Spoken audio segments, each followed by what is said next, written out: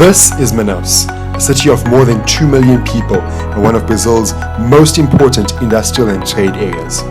But it is tucked away deep in the Amazon rainforest. So why would one even come here? And what is there to do? Spanish conquered the Amazon, so to say. They renamed the Rio Negro river and later in the 17th century fortified the city of Manaus. So after a major rubber boom in the late 19th century, this became a major city, but it was nestled far away into the Amazon.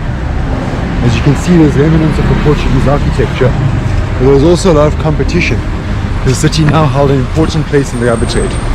But what we were left with was a major economic hub in the middle of the Amazon, not connected to any other part of Brazil by road, and 3,490 kilometers away from the capital city. The rubber boom, combined with the city's access to resources and the major river routes, meant that Manaus became a trade and manufacturing hub, encouraging many European families to move here in the late 19th century. This has contributed to the city's growth so much that today is the fourth richest city in Brazil. But this hasn't come without the normal inequalities of colonialism. There's varying levels of restoration on these old colonial buildings. I think mostly probably has to do with who owns them, and also what they are, like the opera house, the libraries, all that's well maintained. Anything else, not so much. While this influx of wealth and the current tourism boom has boded well for a few people, the large inequalities still do exist in Manaus, which has meant that crime rates here are as high as some of the major cities in Brazil.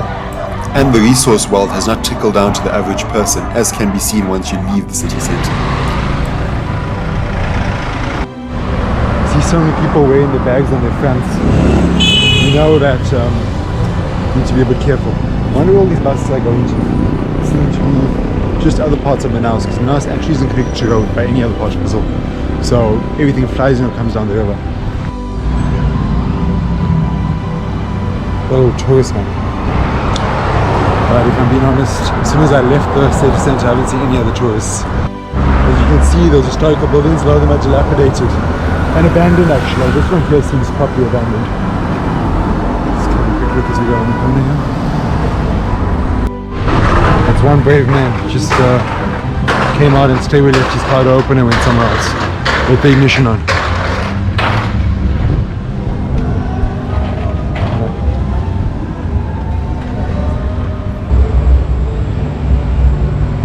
So you really get a good look at the dualism here in Brazil. See all of those beautiful restaurants open, a lot of them quite expensive restaurants and quite full. And just a few minutes down the road you get people digging in the trash, people begging for money. It's kind of like Spackham's Africa, very much.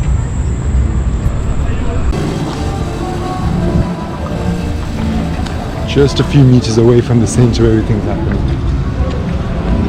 The reality of Brazil starts, people digging in the garbage and those sort of things. Good. Undoubtedly, the heart of Manaus is the Rio Negro River. Apart from the fact that it is the main location for goods to come in and out of the city, acting as a harbour point, the river is also the largest black water river in the world, being very high in nutrients and vegetation. This gives rise to a large abundance of biodiversity, which supports Manaus' fishing communities. This in turn means that the river is always alive with commercial and residential activity. This means there are a few unique features to rivers around the world, like floating service shops in order to keep boats fueled, as well as floating corner shops in order to keep people well fed, with empanadas and little pieces of bread.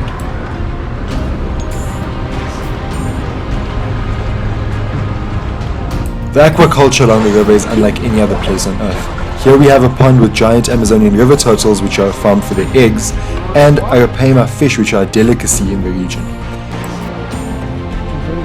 As you move further away from the city to the backwaters, you find communities that live off both the river for agriculture as well as for fishing. Tourism now plays a more important role than ever, with some communities taking advantage of their relationship with a certain species. Manaus is one of the best places in the world to swim with pink dolphins.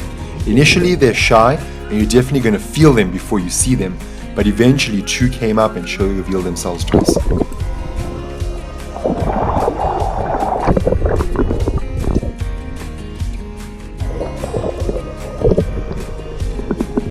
moving further away from the city by land, you get a really good idea of how the industrial economy of Manaus is heavily supported by the Amazon. But of recent times, it's clear ecotourism is playing as important a role.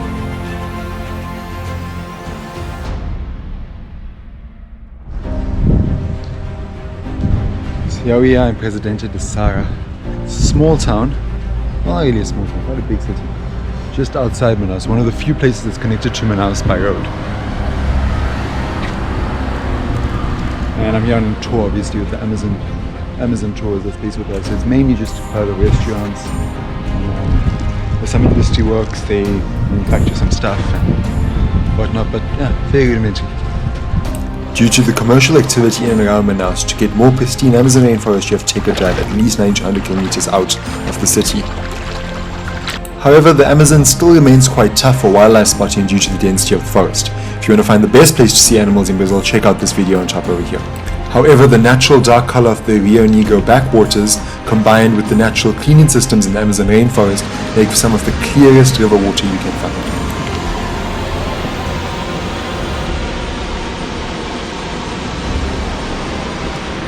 Look how clear is this water. It's got the black color because of the acidity and all the nutrients in it, but in terms of clarity, it's as good as it gets, I think, for a river.